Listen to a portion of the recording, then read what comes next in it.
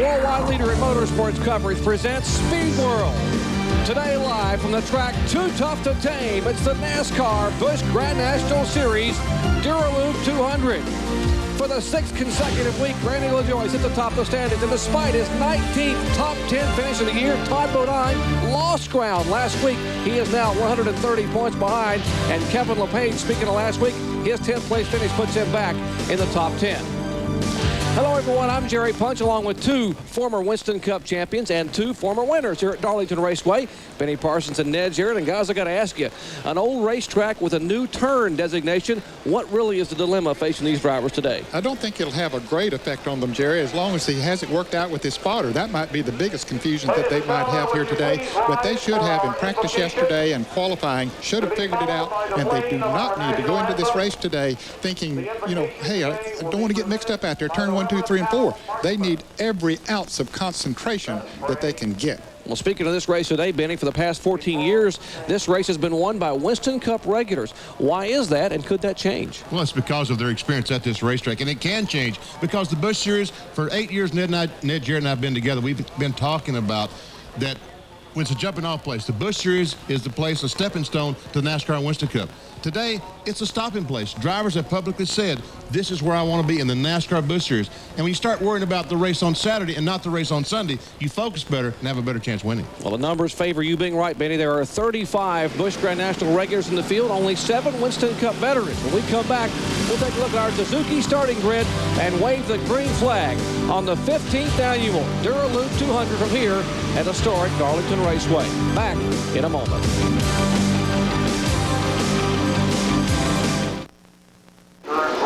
Back at Darlington Raceway, 42 cars get set to start. Take a look at our Suzuki starting grid.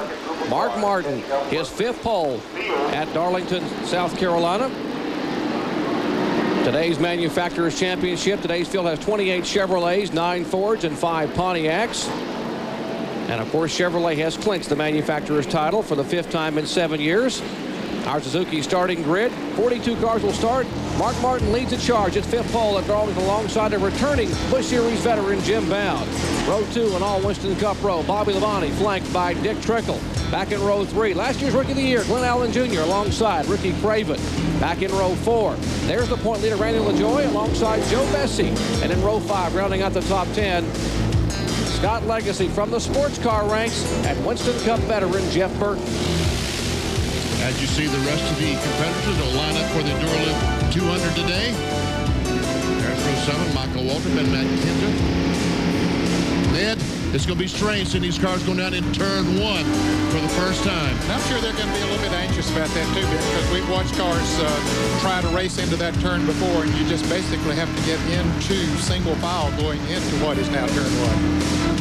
There will be a lot of Winston Cup drivers on their rigs watching the start anxiously of this race today because, as Benny said, what was treacherous and tight turn 3 is now turn 1 for this event today. This is an onboard camera with Phil Parsons. As we see row 20, Dale Shaw, Stevie Reed, provisionals. And in row 21, Shane Hall and Randy Porter. Got a couple other onboard cameras today. Oh, Jason Keller already has a problem. And they are going to wave the green. Apparently, Keller has had contact. And the green flag does wave as Keller Slim Jim Chevrolet is being worked on in the back pits. Yeah, here's the strange thing. This corner is a single lane, but they're not up to speed yet. They need to be single file the next time by. As they go by Jason Keller's car, let's check in with John Kernan. John, what happened? Well, Jerry, during the pace laps, Jason thought he had a flat tire. He came down pit road, and they looked at the tires. The tires were okay, so they said it was a power steering problem. He tried to go back out onto the racetrack as he was starting to leave pit road. His car veered to the right, hit the wall. He walked by me and said something in the steering broke. So Jason Keller not taking the green flag. He's headed back to the garage area to his hauler.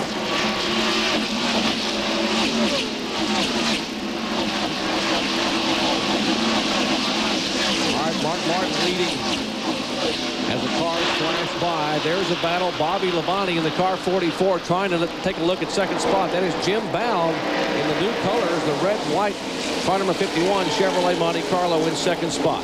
And Bobby Labonte will be on the pole for tomorrow's Mountain Dew Southern 500, where Jeff Gordon is trying to win $1 million. A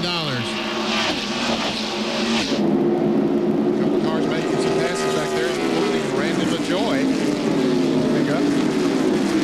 Jeff Burton just took the 7th spot away also, Ned. So now let's see if Labonte can make a shot for second coming off the new turn 4. Can't quite make it stick.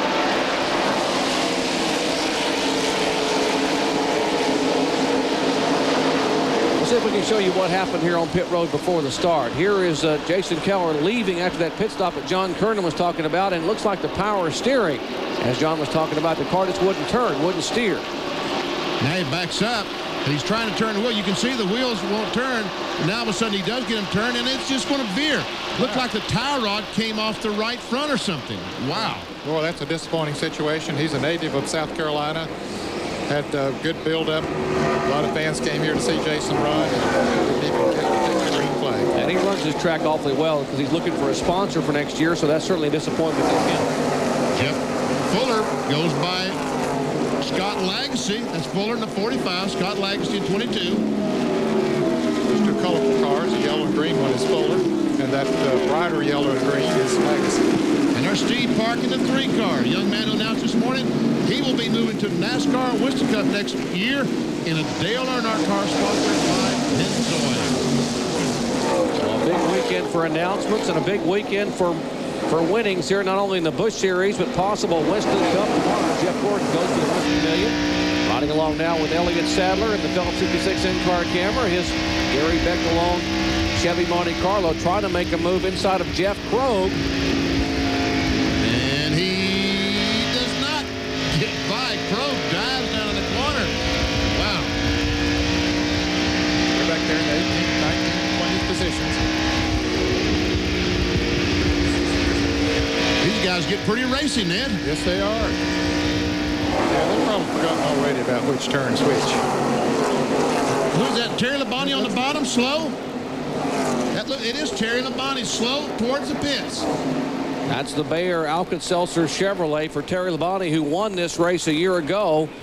And he's certainly a slow. Terry had qualified fairly poorly back, not as well as he would like, back in 24th position. But this time quickly here at lap 7, he has slowed and will head for pit road. Bobby Labonte still working on Jim Bound. Bound probably surprised a lot of people. It's been a while since he has run in a Busch event. Came here and sat on the outside pole. Had an injury early in the year. As you see now, Jeff Burton going by fellow Winston Cup veteran Dick Trickle. Got up to 4th place now. He started 10th, so Jeff Burton is on the move.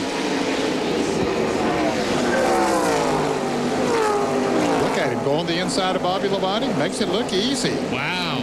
My heavens. The car's working. Burton just turned it left, so now 2 Roush cars sit in 1st and 3rd position with Jim Bound in an unsponsored Chevy in 2nd spot, but Burton is taking a look. Look at Burton drive down, just turn the car left in the middle of the corner, gets under the 51 car. Now he has that favorite position going in turn 1. And Bobby Labonte's going to go with him. Got a crash. There's Scott Lagasse. No, he's backed in the fence, and there we see Johnny Chapman also finished. So far, looks like the only 2 cars involved. That is coming off turn 4, so you see the marks already on the walls. Now, Lagasse gets it going. There is Chapman, gets his car fired. Lagasse now spins another donut trying to get it headed in the right direction. And we can see he's got some pretty serious damage to the left rear of the car. And here comes the leaders. As they take the caution flag for the first time, we'll see if we can see what happened to Scott Lagasse. We saw that battle between he and Park several laps before. Looks like Park might have just touched him in the rear. Hard to tell from that angle if he did or not, Ned.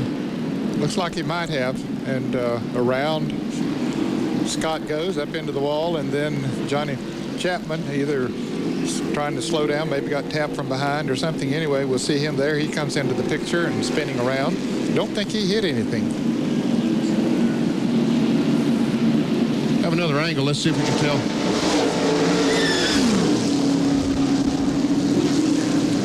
really couldn't tell what happened there.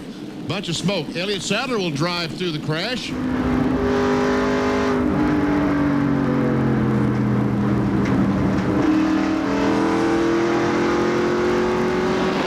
Elliott said, thank God he didn't come back across the racetrack in front of me. Yep, some work to be done on the car number 22. All right, we showed you that Terry Labonte headed for the garage area. I think our Kyle Petty has caught up with him. Kyle? Terry, a little bit of a short day here today. Yeah, it was. I don't know what happened. I lost a cylinder there. It wasn't a plug wire. I guess it's something inside broke. I kind of couldn't believe it. But it's been typical for our luck with our Busch car this year. We've had kind of a tough year and fallen out of about all the races. So I guess it wasn't too big a surprise. He's going to head on over to the motor coach, get in air condition, and have an Alka-Seltzer after this one, guys. I guarantee a little sponsor will go to work for Terry Labonte there after a short afternoon. Well, we're in the early laps here at the track. Too tough to tame. Darlington, South Carolina. 11 laps are complete. Mark Martin, our leader.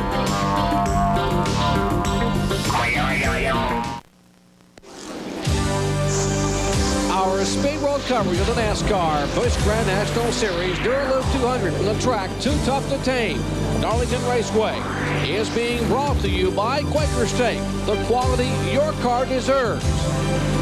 By Daytona USA, the ultimate motorsports attraction.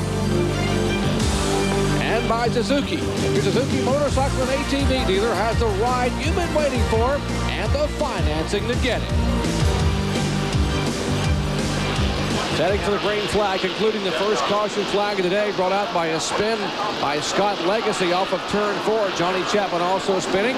He just joined us. Mark Martin was the pole sitter and has led since the drop of the green flag as we raise the green flag again here on lap number 16. Right on this back bumper, teammate Jeff Burton and he was coming through the field from first place all the way up to second.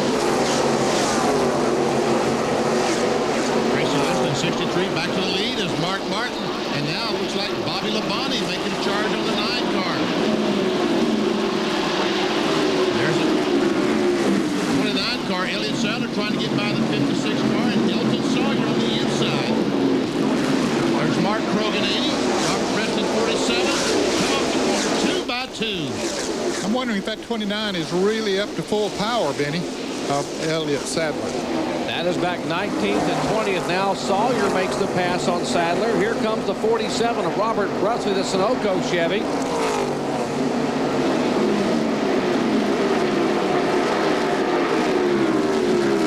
Might have had a little build-up on his tires or something on the restart. Elliott Sadler, he Trouble behind you, turn 4, 1 in the wall. That is Jeff Fuller. You heard the spotters telling the drivers there's a car in the wall. Going off turn straight down 4. the straightaway, track is clear. Turn 4 with the wreck.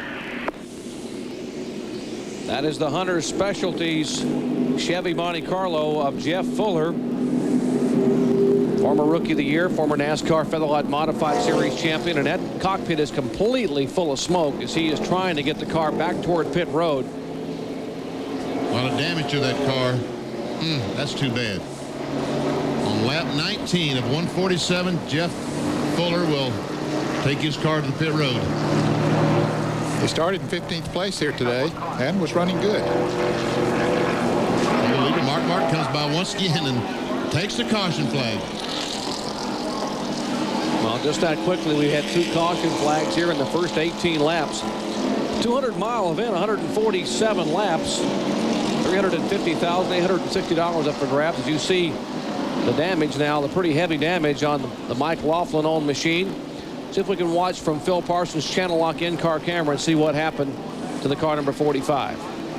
It happens way up in front of us, right in the left-hand corner of your screen, upper left-hand corner.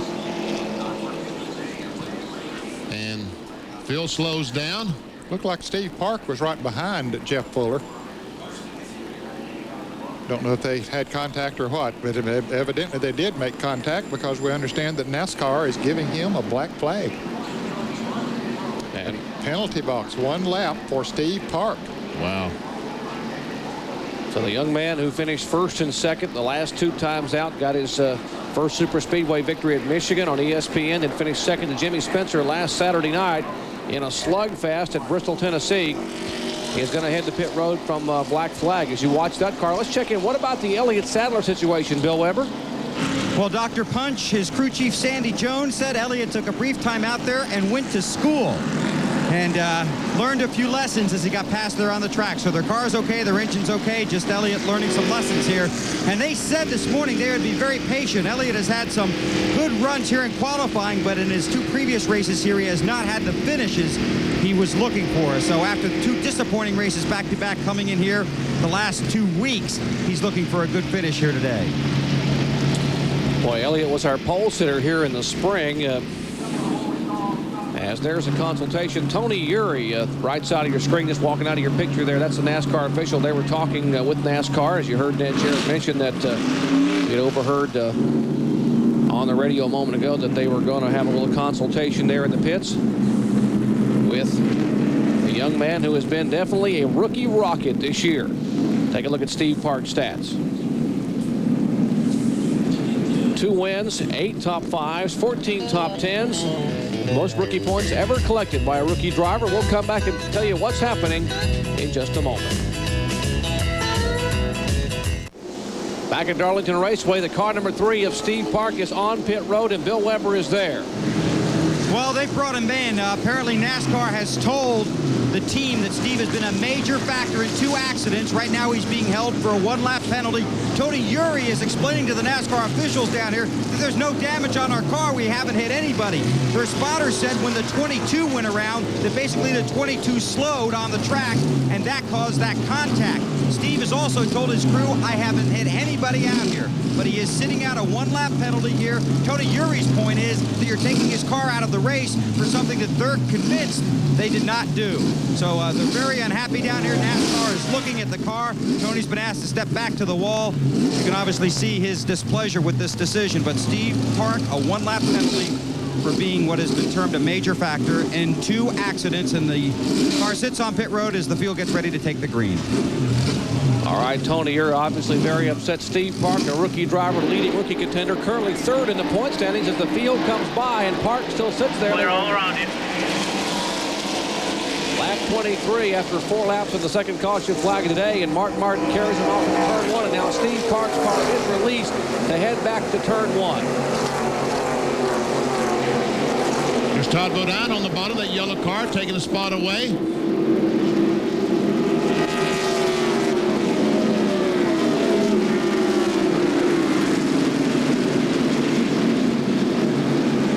Here comes the leaders. Martin, Jeff Burton, Bobby Labonte, all 3 NASCAR Winston Cup drivers. Take a look. Martin loves this place at Darlington. He's led at least a lap in the last 12 Darlington races.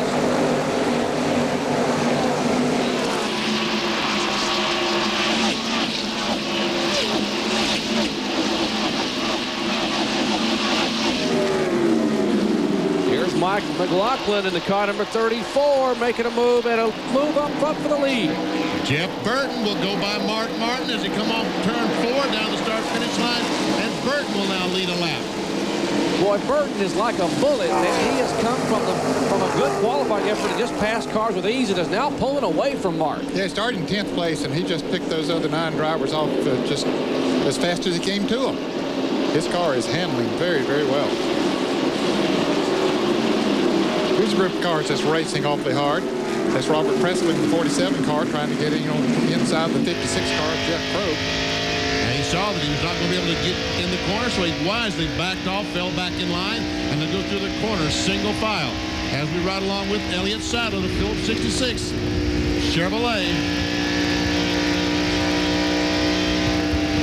Watch these cars as they move about.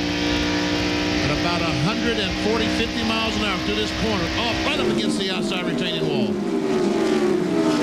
And Robert Presley ran up on Pro, got a run on him, made the pass, but we got a crash. That's coming off turn 2 as you look at these cars. Buckshot Jones, Aquafresh Pontiac. That 4 car just jacked somebody up and got us Whoa, too. He's knocked the fuel Looks like the hood's bowed up a little bit. You guys had. You heard the spotters. You saw the flames boil up. It's caught on fire and it went back out. Try to get going if you can. That was Buckshot. And the 4 car has some damage to the left rear of his car. That's Dale Shaw. in the Phoenix Construction Chevrolet, driving for James Finch. You heard Buckshot talking to Ricky Pearson, his Call crew off chief. fire one. They, Get up, come on. they're wanting to start the car and drive it back. Drive it over. If it's on fire, drive it over here hard as you can drive it and we put it out.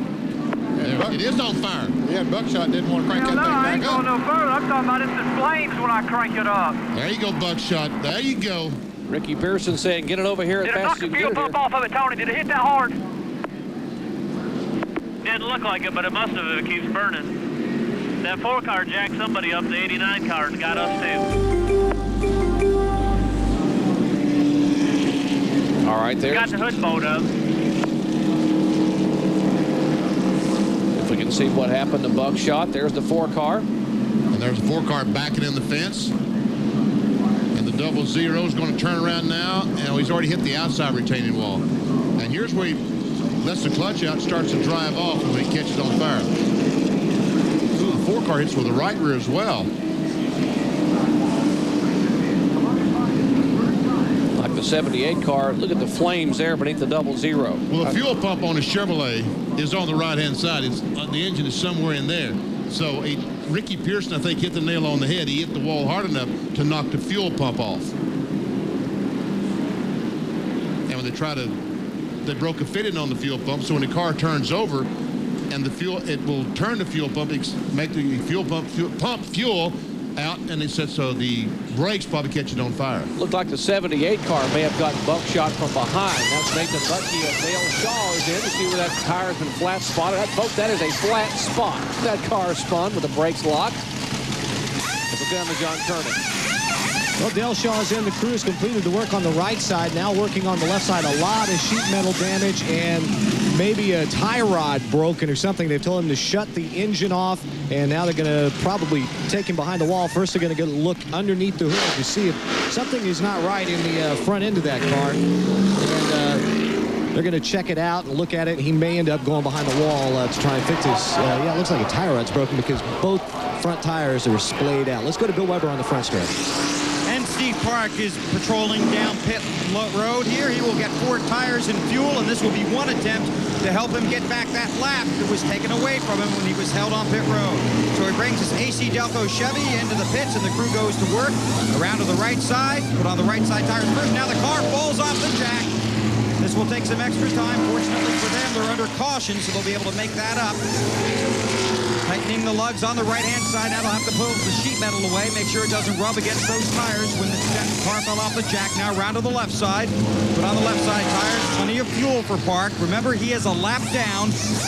Was held for a 1-lap penalty here on pit road. So he's got 4 tires and plenty of fuel, and their strategy begins to try and get Steve Park back on the lap and then back into contention. All right, Steve Park making only his second start at Darlington, finished 34th here in the spring after they had a fuel pressure problem. There is the 00 of Buckshot Jones. He was involved in the 3rd caution flag today. And once again, here's how the wreck started. Watch the car number 4.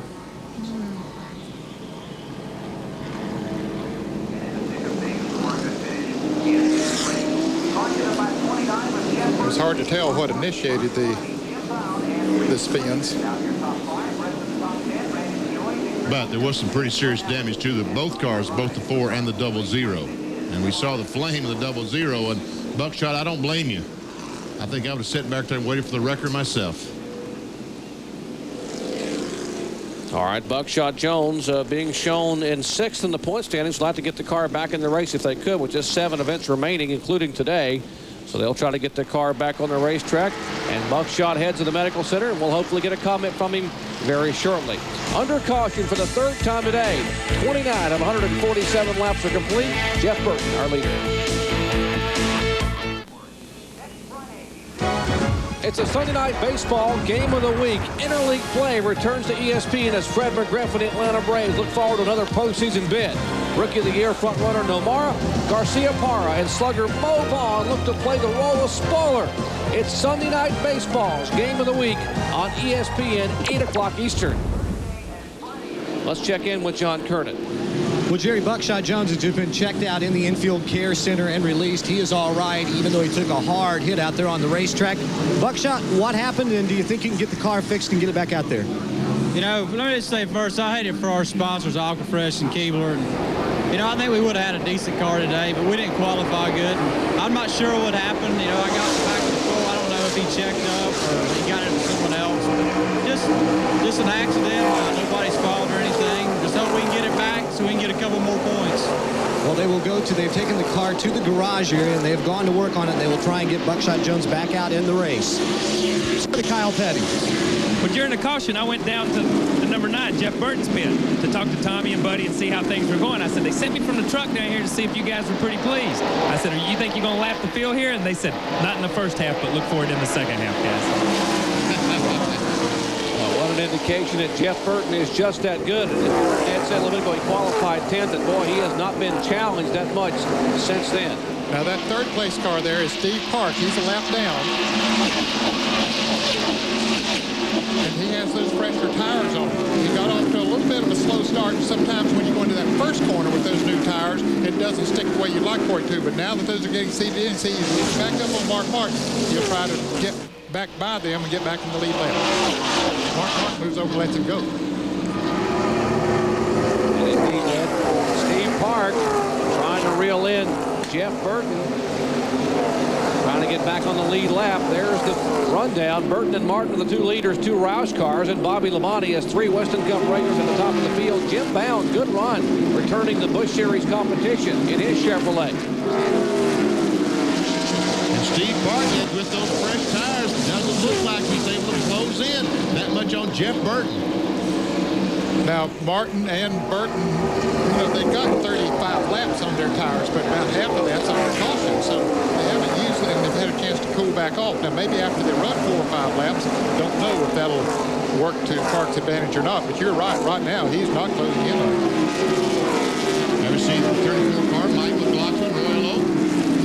Right in front of Michael Walter, 21 car. That's about for 11th and 12th spot. And in front of them is the 99 car, Glenn Allen. Take a look, can't quite get the momentum he needs. Black flag into car number 72 of Mike Dillon for apparently a fluid leak. He's on pit road. Detroit Gasket Chevrolet. And now it does look like maybe Steve Park is beginning to move in a little bit on Burton. As McLaughlin once again takes a look at Glenn Allen. Can't quite make the pass, and that's Matt Kenseth in the 17 car. 10th, 11th, 12th, 13th. Looks like the McLaughlin and Michael Walter might be faster than Glenn Allen, but Glenn's doing a good job of running the groove that he wants to run, and that's perhaps the groove they want to run. Mike McLaughlin in the spring of 1996 led 62 laps here. Had a problem getting a poor finish. The speeds as they come across, and now looks like Park may have a shot.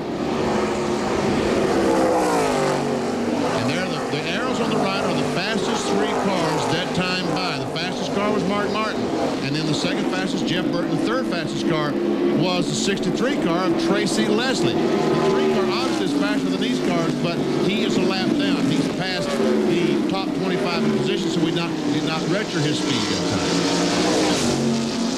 You got to wonder maybe if the 9 car hadn't let up a little bit, let the 3 car go by. That's why his speed was not quite as quick as the 60 on that lap.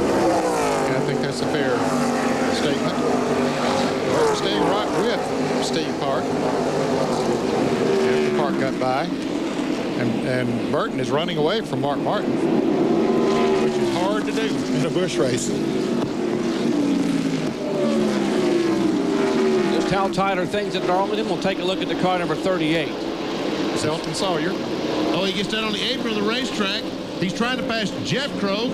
And meanwhile, as he comes back up the racetrack, Mark Krogh, the other brother, comes into the back of the car. Being sandwiched by the brothers Krogh, and now Steve Park's going to be saying, man, I need a caution flag big time. Well, here's your championship battle, or those that are fighting for it. That's Randy LaJoie in the number 74 on the Ryder scheme. And Todd Bodine in the yellow number 36 has just passed LaJoie and has taken over the 8th position. LaJoie back to 9th now. That's Kevin LePage right in front of them. And Ricky Craven, Dick Trickle. Battle. Todd Bodine knows this is stop number 24. Time is running out. It needs to have a shot at catching Randy LaJoie. Just 7 events remaining, including today. He's 130 points behind, and now he pulls right up on the rear bumper. And he's going to, nope, I thought he was going to make the pass, but he couldn't quite do it. And Michael Walker saw that bunch along with Mike McLaughlin. Okay. And here comes Michael Walter on the inside of McLaughlin. Takes the spot away. And there's trouble on the turn 2, but he keeps going. That's Scott Legacy again. Looks like an engine problem or something, Ned. There's a lot of smoke coming from underneath the car, so no caution. Well, after a great qualifying effort, he's had problems now twice. Here's a possible pass as Jeff Burton trying to get around and put the car number 3 back a lap down. Steve Park and his crew were hoping that when Scott Legacy would have in his car over there, it would be for caution, but so far that hasn't happened because he's driving his heart out to try to stay out in front of Jeff Burton. See, now Steve Park's tires are getting heated. He's had to drive so hard to get up there and pass him. And the tires are fresher. They're heating up now as they come in on some traffic. And Mark Martin's just sitting back there. Taking it easy. He's letting Jeff Burton race that 3 car. Yep. And use his tires up. I believe Martin is actually reeling in that lead 2 there, that leader, Jeff Burton. There's the 51 car of Jim Bound. He's being shown in 3rd position after qualifying on the outside of the front row. And Bobby Labonte is running in 4th place. There he is in the Shell Pontiac, number 44. Dick Trickle's the next car. He's in 5th spot. And Ricky Craven not that far behind, just a couple of car lengths back in the 2 car. Saw Johnny Chapman go by on the apron of the racetrack slow the last time. That looks like he has a problem. And he's a lap down in 34th position. Trickle having won at Hickory. Dura Lube sponsoring his Dennis Shoemaker Chevrolet. The same sponsors have the race today. There's the leader. Hits the yellow car, number 9, the Trak Gear Ford of Jeff Burton, showing the way at lap 45, 147. It's Burton, Martin, Bound, Labonte in the top 4. Back in a moment. This beautiful aerial shot from high above historic Darlington Raceway, courtesy of the fine folks at Pennzoil and our Pennzoil Copter Cam. Getting a look at this egg-shaped oval. Looking from turns 1 and 2 back up toward turns 3 and 4 as we check in now in the back pits with John Kernan. Well, Jerry, Jason Keller's crew have almost got the work completed in fixing their car. What it was a bad valve in the power steering unit. And here's the thing. NASCAR has told them that they could come onto the race and go back into the race after they get the car fixed. The only problem is their driver, Jason Keller, nowhere to be found. He apparently left, so what they've done is asked Jeff Fuller if he would get into the car, and I've just been given the word that, yeah, when the car is finally ready to go back out onto the racetrack, Jeff Fuller will be behind the wheel unless Jason Keller shows back up. Jason Keller was 11th in the point standings, was 10th last week at Bristol, just slid back to 11th, but only 15 points out of 10th place. There's the leader, car number 9, Jeff Burton. He is now about 4 car lengths behind Steve Park. Car number 3 is on the tail end of the lead lap. And Todd Bodine then goes by Ricky Craven. He continues to move right on to the front, and then Michael Waltrip coming right on with him, too. There he goes on the inside of Craven. Takes over the 7th. Well, he tries. Yeah, maybe again this time coming off this turn. Oh, he slides up right in the racetrack, right in front. And McLaughlin also will go by Craven. There's Jeff Fuller about to get in the Slim Jim Chevrolet. He's taking Jason Keller's helmet out. Well, they're about the same size, so he'll probably fit in there okay. You see Matt Kenseth going by Kevin LePage. That's Kenseth in the 17. That would be for 10th position. Todd Bodine has called Bobby Labonte. Dick Trickle passed Bobby about 3 or 4 laps ago. and has taken over the 4th position. And now... And Randy LaJoy loses the spot as Elliott Sadler goes by in the 29 car. So where's LaJoy back to now? 12th spot, 13th. Making back in 13th, exactly. That is the car number 74, right side of your screen, the Fina colors. The current Busch Grand National Series point leader, Randy LaJoy, defending series champion, has now slid back to 13th. His car way up across the racetrack. Yeah, that car is not handling. Let's check in their pitch with Bill Weber. You're right, Ned. Just a little tight is all the crew is saying, that LaJoy's car is just a little tight. The 63 goes around him. Randy looks to the inside and lets him go. But that Fina car is just a little bit tight. They're going to try and adjust on it when they make their pit stop, and that could be coming here in just a matter of a few laps.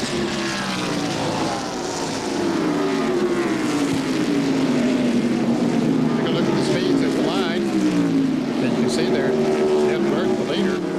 Wow. It been fast as Mark Martin did on that lap. I got to believe that Mark must have passed too far somewhere and slowed down because he's not pulling away at 4 miles an hour. And how about Jeff Burton? My heavens, 154, 224 miles an hour. However, Jim Bowen is catching Mark Martin at a pretty good clip for the 2nd position as we see Elliott Sadler go by Kevin LePage. Sadler in the 29 car and LePage in the black 88.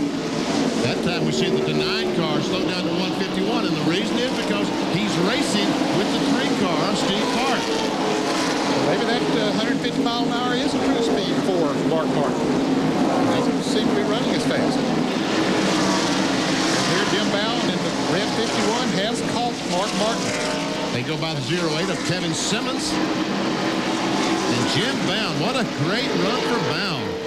How about the fact that he was injured early in the year? And how about this battle back here? Todd Bodine, the 36 car. Here is Michael Waltrip going by Bobby Labonte in the 44. How about Mike McLaughlin, the 34, making a move? I think the handle has gone away on Bobby Labonte's car as well. And here Jim Bowen has taken over 2nd place from Mark Martin. There you go. And Jim Bowen once again. I'm impressed with the run he's having today. Unsponsored car. That's how you get a sponsor when you come out here and you're that impressive and you qualify on the front row and you pass Mark Martin at a track like Darlington and start pulling away. Someone's got to notice you. And we see Michael Waltrip has pulled in front of Todd Bodine. Well, the real true handling characteristics of these cars are coming out now as these tires are really getting worn. But Steve Park is able to hold off. Jeff Burton still hoping for a caution. He's on the tail end of the lead lap in 31st position, the car number 3. All right, pit stop should be happening soon. If we approach the halfway point, there is Kim Burton, the wife of the leader. Jeff Burton, our leader, after 58 of 147 laps. Back at Darlington, South Carolina, Darlington Raceway. You're riding along with Phil Parsons at Channel Lock Chevrolet. Currently 4th in the Busch Series point standings. He's showing in 19th position. And here's the leader, Jeff Burton, who stays glued to the rear bumper of Steve Park, who was held a lap in the pits after a black flag by NASCAR. He has come back out after a pit stop to change 4 tires and passed the leader, Jeff Burton. That's exactly where he stayed, right in front of him, hoping and praying for a caution flag. You got to be impressed with Park, a rookie withstanding the pressure of the Winston Cup driver right on his bumper as we see the car number 2 of Ricky Craven getting passed by a couple of cars. Matt Kenseth and Tracy Leslie goes by. Here comes Robert Presley, Kevin LePage, Randy LaJoy, lots of cars trying to go by the 2 car of Ricky Craven. So some problems, counting problems for Craven as he drifts high on the racetrack. I think the handle has totally gone away on his car. Primarily the tires are worn out. Or at least 1 or 2 of them. Craven has dropped back to 12th position. Obviously, the handle, as Ned said, has gone away as he tries to fend off Robert Presley, who's coming up to make a challenge. Presley in the 47 car. And here's what happened to him a moment ago going into the turn. Matt Kenseth down on the inside in the yellow and white, number 17. And Ricky Craven saw him coming and made an evasive move. He saw that fender right in his door. He said, whoops, I think I better back off and let him go by. All right, Presley just made a move around Craven. Here comes Kevin LePage in the TBA. That's to be announced. David Ridling injured. They're going to announce their sponsorship in early October.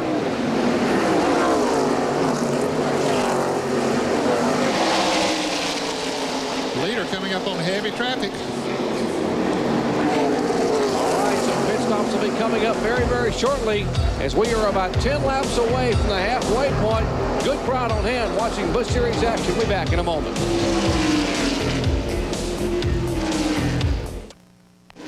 Back at Darlington, heavy traffic for our leader, Jeff Burton. That gaggle of cars, he's trying to make his way by. He finally gets to the inside of Dennis Setzer in the Lance Chevrolet, but now the 3 car still on the tail end of the lead lap. And watch the inside. Can Burton get boxed in? That's Ron Barfield, the 94 car that Burton is going by. That's pointing in. 26th position. Dennis Setzer was running in the 28th position. He's already left now.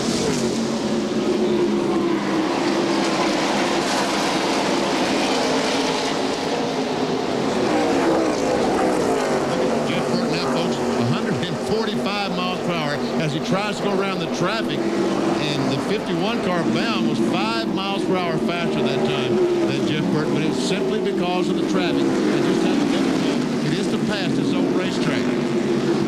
There are 27 cars on the lead lap, including the car number 3 right in front of the 3 cars, the 96 of Stevie Reeves. He is in 26th position. Yeah, for a moment there, the score was him a lap down, but he has not gone a lap down. He was able to get by a couple of those cars he was racing with as the leaders came up on him. That time by, Jim. Jeff Burton, the leader, speed back up to 151 miles an hour. And he did, in fact, run the fastest lap, even though he's in traffic. And Bobby Labonte on pit road to make a pit stop. Bill Weber. And this should ignite a series of pit stops. Bobby Labonte pulls his Shell Pontiac into the pits, and the crew goes around to the right side first. All these stops should be 4 tires and fuel as we approach lap 69 here of 147. A wedge adjustment on Bobby Labonte's Shell Pontiac, a big wedge adjustment. Obviously not handling the way he would want. He's had some contact with the wall with the right rear on that car. Now the left side tires going on, fuel going in. Labonte is down, and he'll return to the race. 21.6 seconds, and now the crew waits for Mark Martin. That may explain why he pitted when he did, because of that big Darlington stripe on the right rear of that Shell Pontiac. And Ricky Craven is in the pits as well. His car, the handle had gone away on it, so he wants some new tires on it. His Ray Bestis Chevrolet, and the Joe Bessie car comes into the pits. Here's Ricky Craven. Kyle Petty. Ricky Craven changed right side tires, left side, and made a wedge adjustment. Same with Joe Bessie. He's coming, these brakes are just smoking. He comes down pit road so hard. Change right side, make the wedge adjustment, come around to the left side. Everything's running pretty smooth here. 2 cans of gas. Oh, having a little trouble jacking it up right there. To the left front tire. 1 lug fell off. Oh, there he goes. He's out of here. All right, Kevin LePage is in right in front of Bill Weber. And Kevin LePage is getting right side tires, and again they'll top off his tank. 70 laps on the board. Right side's going on. Waiting on the right front. Jack Mann whips around to the left side. Now they'll loosen the left side nuts and slap on 2 more tires. So Kevin LePage will have 4 tires and plenty of fuel. Todd Bodine sits on pit road. He's getting right side tires. Now he's already got the right sides on. They switch around to the left side. Kyle? Todd Bodine changed right side tires, made a minor chassis adjustment. He probably made the least amount of chassis adjustment I've seen anybody. Left sides are on, he's down, he's back out on. And the car number 9 has been able to get by Steve Park. Park got boxed in behind the Mark Green car. Started to pull out, but Burton had the momentum, and now Burton puts the car number 3 back 1 lap down. As the Mike McLaughlin Royal Oak Chevrolet in for service, their routine pit stop. Right side tires going on. There's big guy coming around with the jack. Left side, Gary Cogswell and crew putting left side tires on. Glenn Allen is in. Looks like a good pit stop there from McLaughlin. Glenn Allen, who qualified so well, qualified 5th, getting from his Luxair Chevrolet, the Bill Papke-owned machine, as McLaughlin leads. There is the Winn-Dixie Ford. He was our pole sitter. He's dropped back to fourth. Michael Waltrip has gone up and taken over third. And here comes Dick Trickle, and Mark Martin is headed for the pits. And so is Dick Trickle. Both of them headed for the pits as we near the halfway point. They'll get the halfway point this time by. All right, Martin really came off that racetrack in a hurry. He's headed to you, Bill Weber. And they really eased Mark Martin to the halfway point. They kept telling him pit in 2 more laps. Those 2 laps would go by, 2 more laps, 2 more laps. Now he's on pit road, gets a drink, right side tires. They will make an air pressure adjustment on the right front and the right rear tires. Mark has been just a little bit loose. Dick Trickle also on pit road. Right side tires, they make a track bar adjustment, swing around to the left side. Left's going on Mark Martin's car. Left front is done, left rear is on. Mark's away. Trickle waiting on tires. Left side's going on. A little slow on the left rear. Waiting for the left rear tire. Now the fuel going in. And Dick Trickle returns to the track. Jim Bound should be in next time by. Phil Parsons also sits on pit road. And Brandon Roy is in. He's the first car that you see there. Gets the #1 pit as a result of being the NASCAR Busch Grand National Champion. John Kernan backstretch. Robert Presley was just in a few laps ago for a 4-tire change. He started 34th and moved all the way up to 12th on the racetrack. Remember, he won a race here and won 2 races in a row in the spring of '92 and '93. But they had some problems on the left side of the car. Took about 5 or 6 extra seconds, so Robert lost a lot of valuable time. One note on his tires, the right side tires were really good, but his left side tires were worn out. All right, as Mark Green exits the pits, we mentioned a moment ago that Randy LaJoie was in for a 4-tire stop. The cars that have not stopped as of yet include our leader, Jeff Burton, in the car number 9, 51, Jim Bound. The 21 of Michael Waltrip has not been on pit road, and the 29 car, Elliott Sadler, also has not made a pit stop until just now. As you see, Elliott Sadler's Phillips 56 Chevrolet head down at 55 miles an hour. Tim Fedua and Hermie Sadler have not stopped either. Let's check in with Bill Weber. And Elliott Sadler slowly down pit road all the way toward turn 1, swings it left into the pits, and the crew will go to work. He also will get 4 tires, and he's made it past the halfway mark. A lot of guys obviously will be going the distance from this point unless they get a caution. And the leader now hits pit road. Jeff Burton in front of Kyle Petty. These guys started stretching about 3 laps ago. You knew they were coming. They changed right side tires.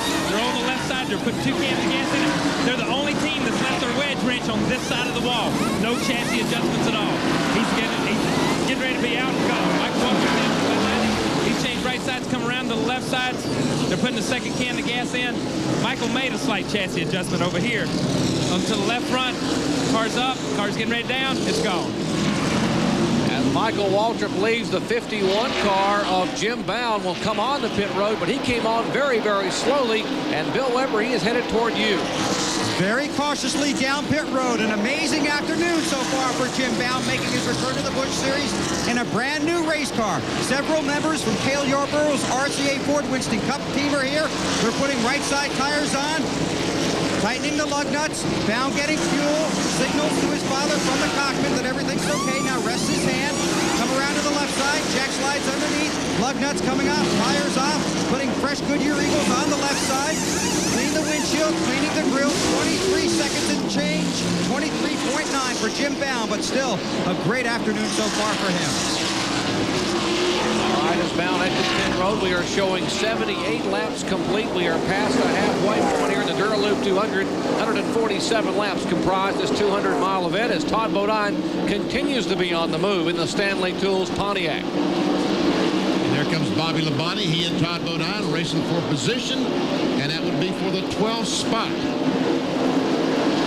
Right now, Hermie Sadler still has not stopped, has he, Ned? I don't think so. No, he's being shown as the leader. How about it, John Kernan? Under caution, Hermie pitted on lap 28, so he's still got quite a ways to go before he'll need to come in and do his pit stop. But right now, he's out there, I guess, hoping for a caution because their pit strategy, pitting early under that caution on lap 28, seems to be paying off. All right, Hermie Sadler, the DeWalt-sponsored Chevrolet, being shown as our leader as we have 80 of 147 laps completed. Sadler, Fedua, and Park.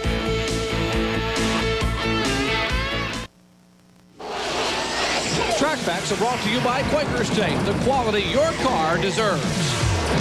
Here's here's a little something that teams are using these days just to kind of speed up their air guns. It's a, well, what you might call a space-age lubricant. What they will do is they will lubricate their air guns with it, so when they hit the button, it'll actually turn faster. Now, this lasts longer and works better than regular oil. One other thing they use some of this little lubricating grease. They'll just take it out and they will put it on the studs, so that makes it possible for the lug nuts to zip on really, really fast. But I want you to pan up here, Brad, because I want to show you what you can do with this stuff.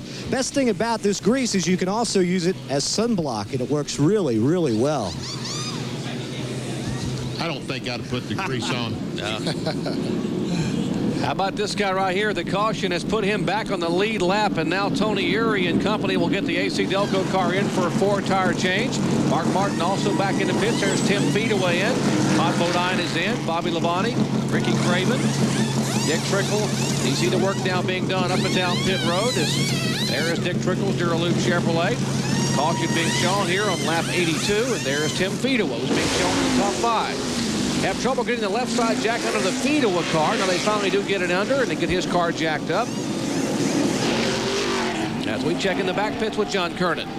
Hermie Sadler is in under caution. This is exactly what they wanted to have happen because now they can change 4 tires and take their time on pit road. They're coming around. They're on the left side working. They took a round, put a round in the left rear as the car was loose in turns 1 and 2. A pretty good pit stop for Hermie Sadler as he goes out and rejoins the pack. It looks like he'll be at the tail end. Certainly was a huge break for he, Dennis Setzer, Steve Park.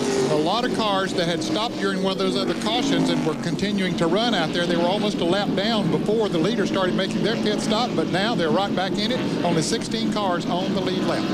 All right, let's show you why we're under caution as you see the cars coming. There's the 08 car. That is Kevin Simmons out of Narrows, Virginia, driving for Bobby Dotter. His car spun. He has a little contact with the wall. There's a mark on the rear of the car where he had some contact with the outside concrete wall. Got his version of a Darlington stripe, and that's what brought out the caution for the 4th time.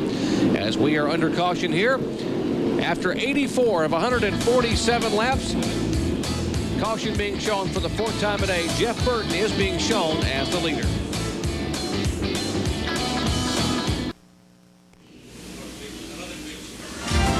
Tomorrow at 1 o'clock Eastern Time, the ESPN NASCAR Ride-Along program takes you to the Darlington Raceway for the Mountain Dew Southern 500. Jeff Gordon looks to do what only Bill Elliott did in 1985, win the Winston Million. $1 million bonus for winning 3 of NASCAR's 4 major races.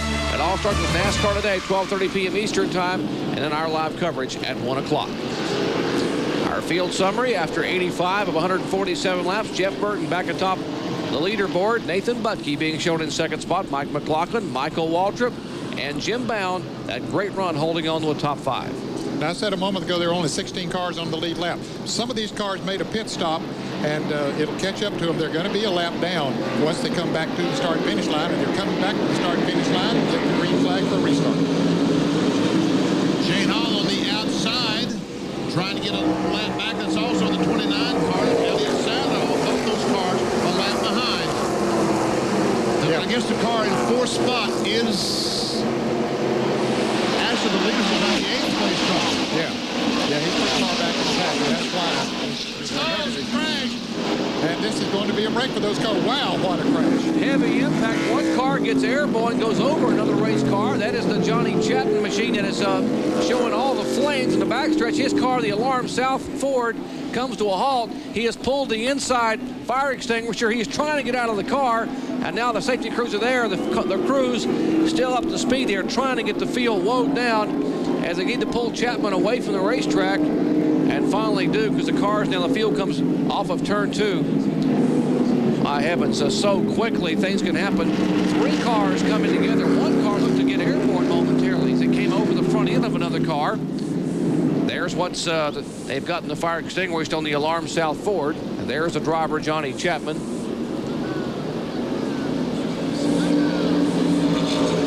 It all started on the speed shot. We saw the 22 car of Scott Lagacy spin. And there, Dennis Setzer's car is already, and there's the Johnny Chapman car you're talking about, was up in the air, high up in the air, and then the fuel, I guess the fuel or oil pump is cut off, and It's probably an oil fire, but it sure looks like fuel. What he's doing over there, I don't know. But anyway, Johnny Chapman spends no time getting out of that car. And it all started here as they come off the fourth corner. There we see Legacy and Dennis Setzer make contact in the 43 car, and somehow Chapman became involved in it. And look at that baby burn. Looked like Johnny Chapman had nowhere to go, and then finally he's able to, you see the extinguishers going off inside the car. You saw when he pulled it and trying to get out. And you got to believe he's inhaled a lot of smoke and just trying to catch his breath. Now he needs help up off the racetrack. We look at it from a different angle. There we see up at the very top of the screen, Legacy goes up, hits the wall. He and the 43 car, and wow. The 43 car, I guess, broke a fuel pump or something about the time that he hit the 22 car, because there's two cars burning there, the 43 and the 89. And just before this happened, the 51 car, there's Johnny Chapman, thankfully able to walk away and with the helmet off, and looks to be okay. The 51 car was slowing down. Bill, what was the problem? It's a broken axle on the 51 car, so Jim Bound is unstrapping himself, and he'll take off the helmet. And we talked about how it was an exciting day, a positive day, but a frustrating end here. Jim Bound done for the day, broken axle. But he has nothing to hang his head about. What a way to come back to Busch Series competition, qualifying on the front row, running in the top 5 when you have a problem. Back in a moment.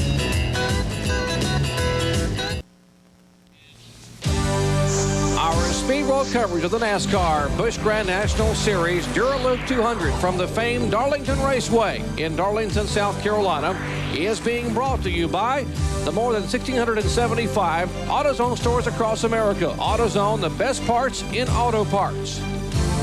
And by smooth Busch beer and easy drinking Busch Light. Busch, the official beer of NASCAR. Well, a great points battle is shaping up. This is the way they were coming into the day, but it is going to taper down big time as we have exciting Busch Series action continuing from Darlington in just a moment. Back in Darlington, South Carolina, Darlington Raceway, a scary moment out of turn 4. 3 drivers involved, bringing out the 5th caution flag today. Let's take a look once again. All right, here are the 2 cars we're going to watch as they come off the corner. Also, pay attention to this car back there. These first 2 cars, Scott Legacy, the yellow car, Dennis Setzer. Legacy, the yellow car, goes up, hits the wall. And about that time, Setzer runs in the back of him, knocks the fuel pump off, and watch Johnny Chapman come in, hit Setzer's car, catapulted that car, almost goes over the guardrail.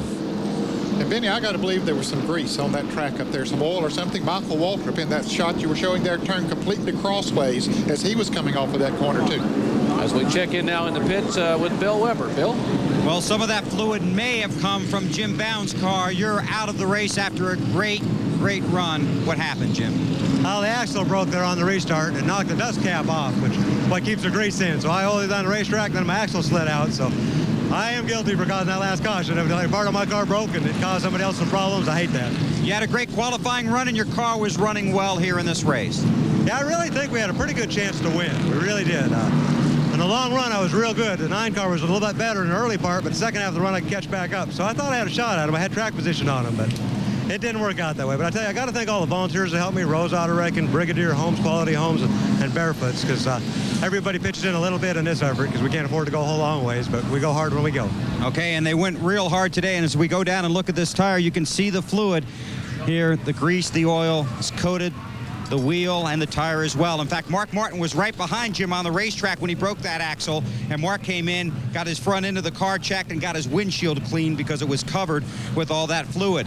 Jim Bound hopes to go to Richmond next week, but he desperately needs a sponsor if he's going to get there. To John Kernan. Dennis Setzer's been checked out in the care center. He is all right. Dennis, what a wild ride out there. What happened? It sure was, John. You know, the Lance Snack Chevrolet, we're having a pretty good run. Stayed on the lead lap there, caught a caution when we needed it. We come off, too, behind Scott Legacy there, and there's some oil on the track. I don't know what happened. Scott jammed in the wall, and then we followed him right in and caught him right in the side. Just unfortunate to do, you know, for the Lance Chevrolet, but, you know, we'll be back next week at Richmond, hopefully with a great car. That's Dennis Setzer. Disappointed now, but looking forward to next week. Back upstairs. All right, working the 5th caution flag today. All 3 drivers are okay. Jeff Burton being shown as our leader as we approach the 100-lap mark. In fact, 94 are complete. Burton is the leader. Back at Darlington Raceway. You want to get information quickly in a hurry? How about NASCAR Online? www.nascar.com. Real-time information about what's happening during this Busch Series race as well as Winston Cup. Information about weather in the area, who's running where, and how fast. NASCAR Online. Back to green flag action across to South Carolina. 95 laps complete as Jeff Burton in the track gear forward into turn 1. On that caution, 5 cars got back on the lead lap. They were running right in front of the leader when the caution came out. Elliott Sadler, Glenn Allen, Kenseth, Sawyer, and Robert Preston. There's Dick Trickle, 64 cars. He goes by Jeff Drove. And we told you the caution flag a moment ago involved 3 drivers. The most serious of those 3, Johnny Chapman, and he's now standing with John Kernan. And Jerry, it's good to report that Johnny Chapman okay despite that scary-looking ride in the fire. Johnny, it looked terrifying from pit road. What did it look like from your side? Pretty bad. We tough break from the long south forward. We had a rough break to start with. Had a right rear tire go flat. Had a pit under green before everybody else. And coming off 2 now it is. There was oil all over the track, and everybody started bunching up. And I saw it at the bottom, and I tried to go to it, and it closed up before I got there. And hit the inside wall, and I didn't have any brakes, so I had to ride the fire out. So it's a pretty tough day for the Meredith Rurard team. So we're just trying our best next week at Richmond. All right, well, good to report. Once again, Johnny Chapman is okay, Jerry, even after that scary ride where he caught a lot of air. Well, that is good news for Johnny Chapman. There's a battle. Tim Feeta was trying to hold off the car number 2. That's a great spot. As he come off the turn 4, and Braden will get on the inside. He has a third line going down into turn 1, and he'll take the spot away from Feeder. The 85 car back there, Shane Hall, being shown 2 laps down in 28th position. Jeff Burton is our leader. Mike McLaughlin, Todd Bodine, Steve Park back on the lead lap, and back in the top 5, he's in 4th spot. Dick Trickle is 5th. Herbie Sadler 6th. Bobby Labonte's Pontiac 7th. There's the Tim Feedua battle we're watching. That is 8th, 9th, and 10th. Mark Martin trying to take over the 10th position from Stevie Reeves in car number 96, and he gets it. Stevie Reeves coming off his best run of the year in Bristol, Tennessee, where he finished 7th in the Big A Auto Parts Ford. And Robert Presley dives on the inside of 17, but he knew that 17 was going to have to come down when they got to turn 2, so he wisely backed off the accelerator. Turn 2 at Darlington, probably the toughest corner in all of racing. And we understand that Michael Waltrip is behind in the garage area and out of the race. Michael had come in for a late pit stop after getting very crossways during that wreck. Kyle, how about what happened to Michael? When Michael left the pits under the green flag stop, he said he got to the end of pit road and it started missing. The caution came out right after that. They come in under that caution, checked it. They feel like they've got a broke rocker arm. Michael doesn't want to run all the races. He's not out here for points. Doesn't want to mess up his motor. He'll take it back to the shop, put it back together, and come back next week. All right, tough break for Michael Waltrip, who holds the track record here, the event record for after his win here in the fall of 1992. After he goes out, there are 18 cars remaining on the lead lap.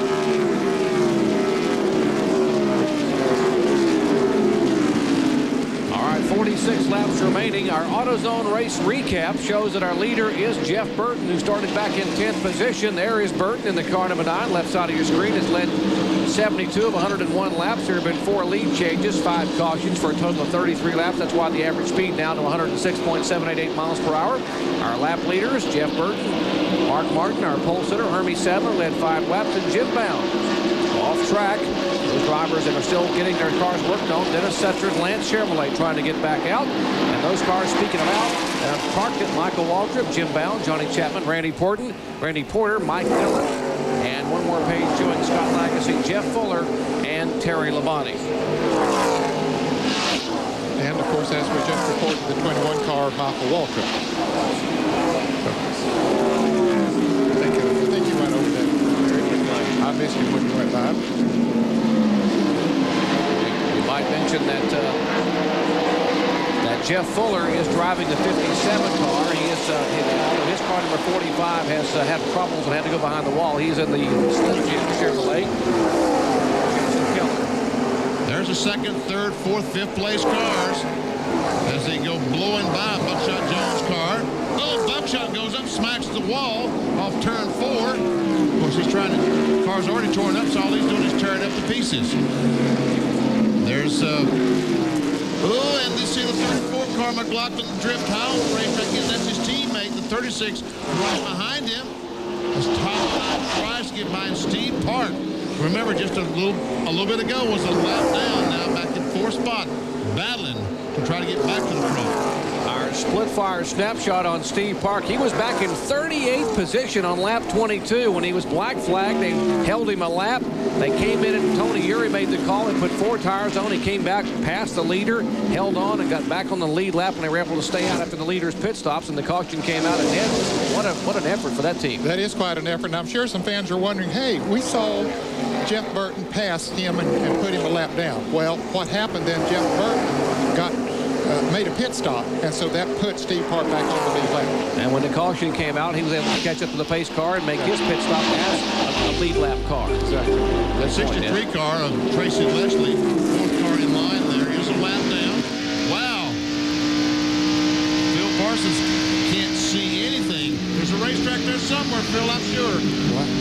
Boy, his vision is very blurred there, that's for sure. Phil is in 22nd position, 1 lap down. Take a look at what Elliott Sadler's got a pretty good view on his clean windshield. I think I would, if I was Phil, I'd fire the guy that's in charge of cleaning the windshield on those pit stops. Well, I suspect that he got a windshield full of that grease over there when Jim Bound had his problem. Indeed, Jim Bound losing an axle, having a lot of grease come out. Here is Mike McLaughlin's windshield isn't much better than Phil Parsons, so he probably got a little bit of windshield grease as well. So as McLaughlin, the second place car, moves by, he is still chasing our leader, Jeff Burton. And it's Burton, McLaughlin, Todd Bodine, Steve Park, and Dick Trickle after 107 laps are complete. Back at Darlington, NASCAR Busch Series action coming your way to the track too tough to tame. How about kart coverage tonight? Pole qualifying, 12:30 a.m. Eastern time on the news. Tomorrow, 4:30 Eastern, kart on the grid. And then coverage of the Molson Indy Vancouver at 5 o'clock Eastern time on ESPN. And Alex Zanardi can clinch the title. Will he do it tomorrow at 5 Eastern as the Molson Indy Vancouver can be seen in its entirety on ESPN. This is the second place car of Mike McLaughlin. There's the leader of the race, Jeff Burton. As he goes by, there's McLaughlin, Todd Bodine. That's second and third. And the blue car right behind Steve Park, the AC Delco car, is running 4th. Quite a gap back to the 5th place car of Dick Trickle. Once again, Tracy Leslie is a lap down, the Lysol car.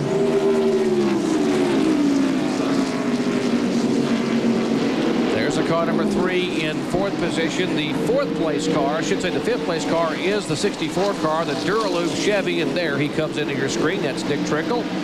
Randall Joy is, in fact, a lap down. The next car behind Trickle is a lap down. He is the points leader, and behind him is Bobby Labonte. He and Dick Trickle are racing for position, but LaJoy is currently in 20th spot. Yeah, and he could lose a lot of points here today with Todd Bodine running up there right now in 3rd place. That can make a huge difference, and here he goes into 2nd place. We'll make that 2nd position, as you said, Ned, for Todd Bodine, and apparently some slower traffic got right in front of Mike McLaughlin and gave Todd Bodine and the Stanley Pontiac a shot to go by. Those guys are teammates. Team 34, Frank Cece and Scott Welliver and John Gittler, the owners of the 36 and 34. I'll show you how that pass happened here a moment ago. It's Buckshot Jones going down in the corner.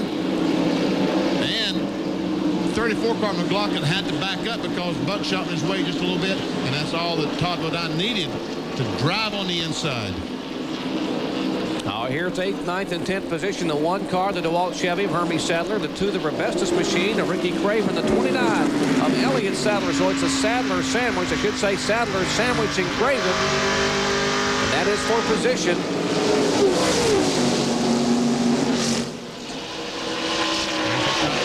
Mark Martin to go by Kevin Simmons, who we saw spin earlier, coming off turn 4. Simmons is 5 laps down in 30th position. Our split fire driver snapshot on Hermie Sadler. He's led 5 laps, started 28th. currently in 8th position. He was down as far as 31st on lap 28. And of course, a leader on lap 79. And you see Ricky Craven trying to drive to the inside of Hermie. Can't quite make it. Differential. The gap between first and second is now over 3 seconds. And we see that Mark Martin is over 14 seconds behind his teammate, Jeff Burton.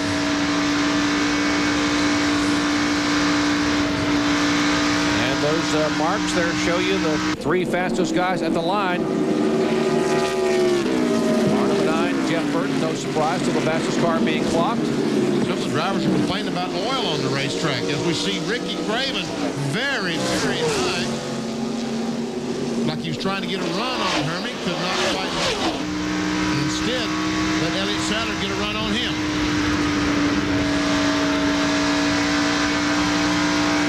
That time by, Bobby Labonte was the fastest car. And there's the interval leaderboard showing you how far these cars are behind the leaders. The leader is Jeff Burton, and as you watch the car number 1 of Hermie Sadler, that's a battle for 8th, 9th, and 10th, 1, 2, and 29. These beautiful shots from high above the track, too tough to tame, courtesy of the fine folks at Pennzoil and our Pennzoil Copter Cam. Flying high above Darlington Raceway here in the Sandhills of South Carolina. Big weekend of stock car racing, NASCAR style. You're watching NASCAR Busch Series action. Of course, Sunday, Jeff Bodine going for that Winston Million. And Will Parsons, we understand that, yes, he is headed to the pits. I don't know. I doubt if that's to clean his windshield, but that could be a good reason. But it looks like they're going to change tires on the Channel Lock Chevrolet. Bill Weber. And Phil Parsons will get right side tires. And they clean the windshield, fueling the car. This appears to be a very patient pit stop. Phil's going to get 4 tires and go back out. This team had to change the entire electrical system on this car this morning because Phil just felt in final practice yesterday that something was wrong with the car. So this morning, this car looked like a model kit in the garage. Now he's got 4 tires and heads back out. All right, less than 30 laps remain here at Darlington in the Dura Lube 200. Jeff Burton has sped away from 10th starting spot and has dominated the afternoon here of Busch Series action. 119 laps are complete, and the car number 9 is running fine. Back in a moment.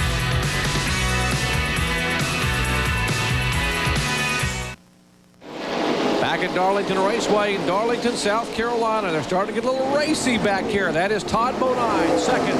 Third place car, the 34, his teammate, Mike McLaughlin. That's Steve Park back in 4th position as you look from McLaughlin's Gould's Pumps in-car camera. And he takes a run on Todd Bodine down the backstretch and can't quite make it. As a slow car, Kevin Simmons is there. And that car right on the right of your screen, Tracy Leslie, car number 63, he's staying right with that group. Unfortunately, he's a lap down. He's in 18th position. McLaughlin once again has the run. He will pass his teammate down that corner. Can Steve Park go with him? No. Todd moves down, blocks that spot. And look at Tracy Leslie trying to get by Steve Park. Oh, baby.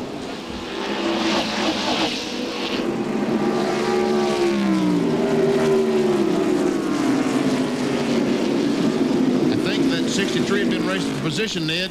He would have gone on then. Might have, but there's no point in taking that kind of a chance because if he passes these cars, it isn't going to help him that much because the leader is way out in front of them, and he's got to pass him to get that.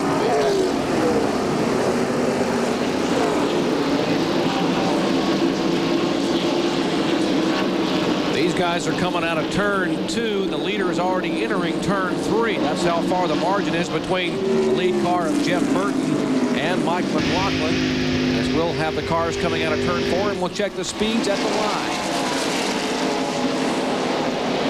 And we'll see that Burton's still running 150 miles per hour, and Todd Bodine about to lose a spot to the 3 car off Park, and Park will go by and take both to the 3rd spot. Remember, Todd Bodine trying to gain points in this season-long point battle as we check in down with Bill Weber. Well, Todd Bodine has just told his crew his car is starting to get very, very loose. Other story for Steve Park, his car is a little tight off the turn. So as we go deeper into this race, more laps on these tires, different characteristics. Check it out. Dick Trickle has caught this group of cars. That's the red car right behind Leslie. And Bobby Labonte has caught Dick Trickle, so they are definitely trying to move towards the front. All right, here's Glenn Allen and Robert Presley in the 99 and 47, respectively. Allen makes a move, and Trickle was trying to make a move inside of Tracy Leslie, as he better be careful because Bobby Labonte's up on the outside. But Trickle tries again to get to the inside of the Lysol Pontiac. And Bobby Labonte gets a great run on the second corner. Trickle moves down trying to block it, but Labonte's coming on. That is for position, so Labonte will take the spot away at his 5th spot. So once again, when you drive offensively, you need to try to be a little bit defensive. That time Trickle gave off everything to the offense and forgot about defense. Both these cars, Labonte will be faster than Bodine as Labonte gets a good run on the Tracy Leslie car. He will go past him. Along comes Trickle. Coming up behind Tracy Leslie. He and Tracy Leslie are racing for position. Each of them a lap down.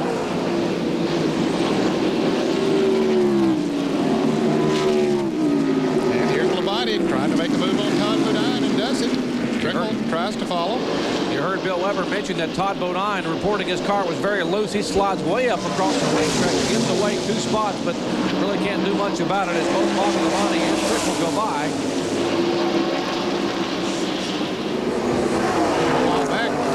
Was in 2nd place and stood to gain a lot of points on Randy LaJoie, who is in 19th position, but now Todd has slid back to 6th place, so that's about that's 20 points that he's lost. And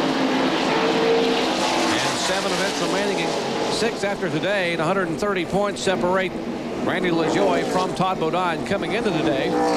It looks to me like Mike McLaughlin, yes he is, Mike McLaughlin is gaining on the leader. I checked the last time out, we have a computer in our booth that tells us, and he gained a half second that time. We'll check those intervals in just a second to show you how much he's gaining. All right, we are inside 20 to go. In fact, 17 to go, and there is a very pensive Kim Burton wondering if her husband has a shot to hang on to get the win.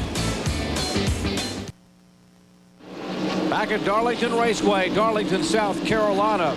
Jeff Burton has dominated today here in the Trak Gear Ford Thunderbird, but his laps are winding down. Mike McLaughlin is on the charge. There we see the top 10. There's the leader, Jeff Burton. And this time, McLaughlin gained almost another half second. A little more than that on Burton. He gets closer and closer. There we see our leader. And coming off the corner, there is McLaughlin. And 15 laps to go, Ned, he might have enough time to do it. If he can pick up a half a second a lap, he definitely does have enough time. Of course, you would have to wonder, is Burton, with the comfortable lead that he's had, is he just sort of cooling it now with 15 laps to go and not wanting to take any chances? That might be the point, and we'll wonder if his team and spotters tell him that the 34 car is coming, how close they're going to let Mike McLaughlin get before Burton, if he can punch the button and try to hold on. We see that Dick Trickle right that time was the fastest car. Mark Martin had the 2nd fastest speed, and Bobby Labonte the 3rd fastest speed. The last time by, the lead stabilized between the 9 car and the 34.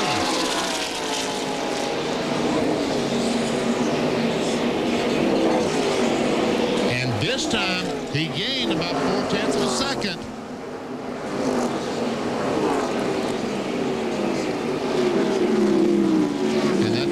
Once again, Dick Trickle shows he clearly has a fast car, the Dura Lube Chevrolet, but it's about the 5th spot.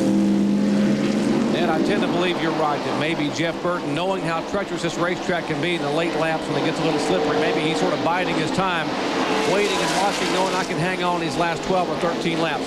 How about it, Kyle Petty? Well, down here in Jeff Burton's pit, they're watching the same monitor you guys are. And they keep flashing signals up to Buddy Parrott, to Tommy Morgan, and those guys saying how close he's getting. Nobody seems to be worried. They're preparing all their stuff, putting it back in the boxes, getting ready. This day's over with for them. All they got to do is run another 8 or 10 laps and they're concerned, I think, is head to the other end of pit road and go to victory lane. That time, McLaughlin once again inched a little closer, about 0.2 of a second. This time by, we'll check and see. McLaughlin goes by. Oh, that time he lost about 0.2 of a second. So maybe you guys are right. Maybe Burton was just taking it easy. There's the car number 36, and it's now falling back, into about 7th position, the Stanley Pontiac, and apparently the handle has really gone away. Yeah, Mark Martin just got around him, moved into 6th position. So Todd Bodine is just riding it out here, hoping not to lose any more positions. We'll check the interval once again. It was 3.17 seconds. We'll see if they have said anything to Burton. Now 3.5 seconds, back to 2nd spot. Gained 0.3. The leader, Jeff Burton, gained 0.3 that time, so maybe he was just taking it easy. Or maybe McLaughlin, when he passed Ed Berry that time, lost a half second.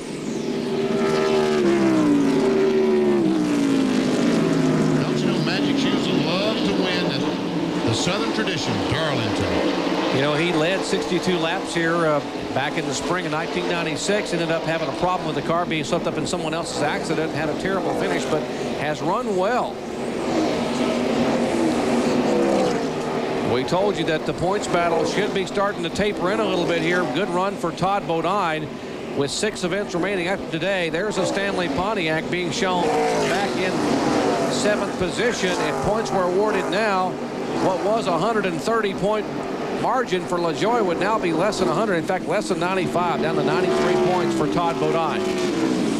And Dick Trickle will move into the 4th spot as he goes by Labonte. Labonte trying to come back. These two guys have been battling for the last 30, 40 laps. Labonte stuck the nose of that Pontiac right up under that Chevrolet of Dick Trickle and tried to make him loose once he got there. Split fire snapshot on Dick Trickle. He started 4th. Currently in 4th position, was back to 20th spot, lap 75. Has not led a lap today. What a great run he had at Bristol, Tennessee last week on Saturday night, putting tires on his Ginny Dunleavy car, coming back to charge home for a 3rd place finish. And he wiggles it a little bit up in the corner, trying to stay in front of Bobby Labonte. Less than 10 to go. I remember the last time on the long green flag run, Bobby Labonte's car went away, and it looks like that's happening right now. But Trickle now is catching up to Steve Park.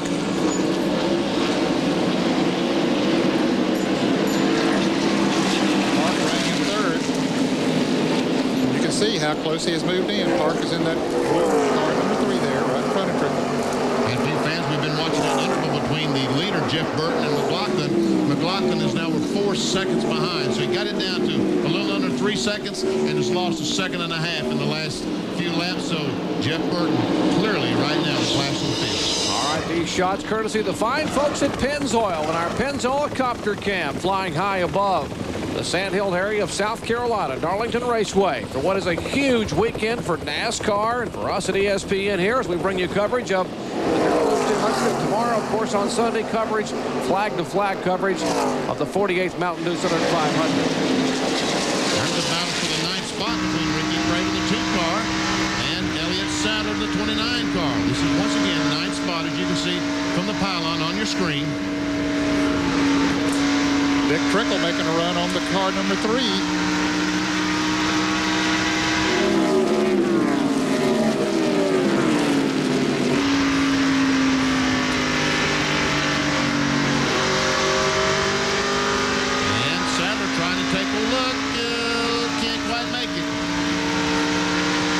Trickle did not get by Steve Park, and here's Sadler once again.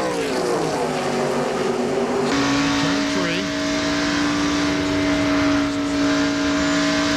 And here comes Trickle, man, just like you said. Oh, he hangs on sideways, dirt tracking that. And Sadler still working hard on Ricky Craven.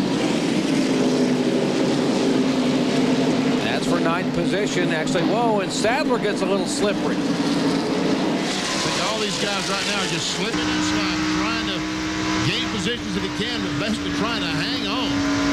Elliott Sadler Hopes to get his best finish ever at Darlington Raceway, getting a top 10 run, trying to get in the 9th spot as he looks at the Ray Vestas Chevy and Ricky Craven right in front of him. Now looks to the inside. Down the backstretch, got to run, but no, can't quite make it. Has to back off. As Craven goes up, now he tries to drive under the car. But can't get that momentum off the corner. Craven once again will beat him to the line. Jeff Burton will get the white flag the next time by. As you watch battles all around this racetrack, again for 9th and 10th spot, as Carl Simmons waves the white to the track gear forward of Burton, and Sadler knows he's got a lap, and so does Trickle. And Ellen Sadler will take over the 9th spot from Craven. And Jeff Burton, meanwhile, is on the backstretch on the last lap. How about the battle for 3rd? As you watch now, Sadler has made the move. Trickle trying to get by the 3 car. There's the leader coming into turn 3 for the final time. Trickle ran up on Steve Park coming off of turn 2, and Park, I don't know if he's got a flat tire or what happened. He was very slow coming off the turn. Trickle ran right up on his back bumper as we come to the checkered flag, Jerry.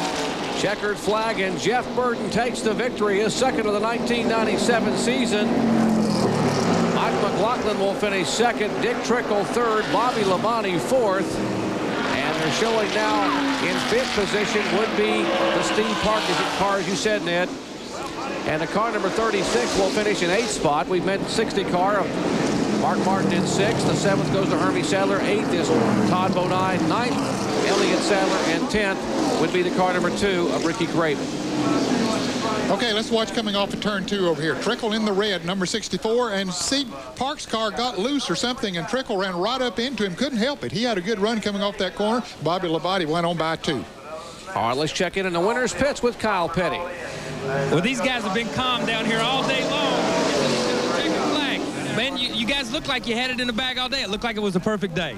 Yeah, the car was pretty good all weekend. We should have had a shot at the pole, and we just got, I don't know, one of them typical deals. We get very fast to come qualifying, and we back up for some reason. I'd like to thank Jack Rouse, Buddy Parrott, and Jeff Burton for giving me the chance to have this deal, and Track Gear and all the other people I'm not remembering to say. That's all right, man. Congratulations, Tommy Morgan and the whole crowd. How about that? Tommy Morgan and his crew getting their 2nd victory in 1997. It's his 6th Busch Series win for Jeff Burton in his 164th start. We'll come back to talk to him in a moment.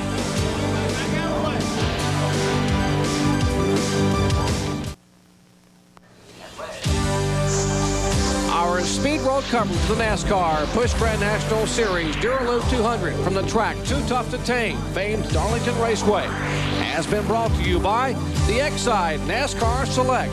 So reliable, it's the official battery of NASCAR. And by Firestone, America's tire since 1900. Well, 30-year-old Jeff Burton has made his way to victory lane, and let's go down and hear the celebration.